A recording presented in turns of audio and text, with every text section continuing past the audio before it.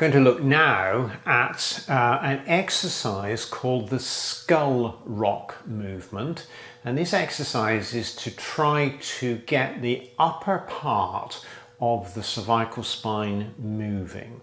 So if I just turn to the side, we can see why this is important. So if I put my finger onto the top part of the cervical spine, so this little knobble on the base of the skull, what we call the external occipital protuberance. So I'm putting my finger on here, and I'm putting my finger onto the most prominent first vertebra, which is C2. And you can see that as my head drifts forwards, my fingers start to come together.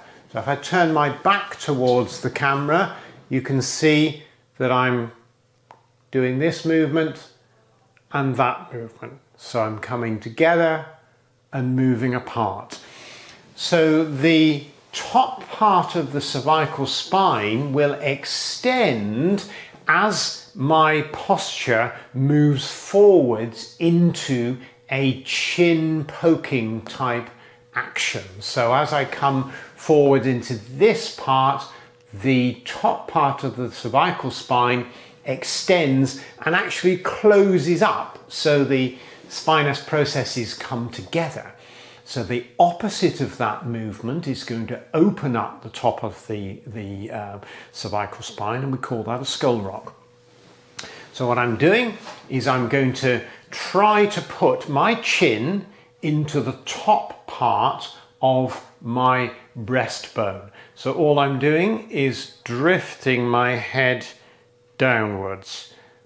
So it's that movement, imagining that there's a pivot through my skull here, and that is the action. Now, what we have to guard against is that the patient will often want to put the pivot lower down. So that movement is movement at the lower cervical spine, and you can see that my chin comes forwards of my breastbone, whereas this movement, putting the pivot higher up, draws the chin towards the top of the breastbone. And that's the one we want. That is the skull rock action, which we're performing there as a free movement.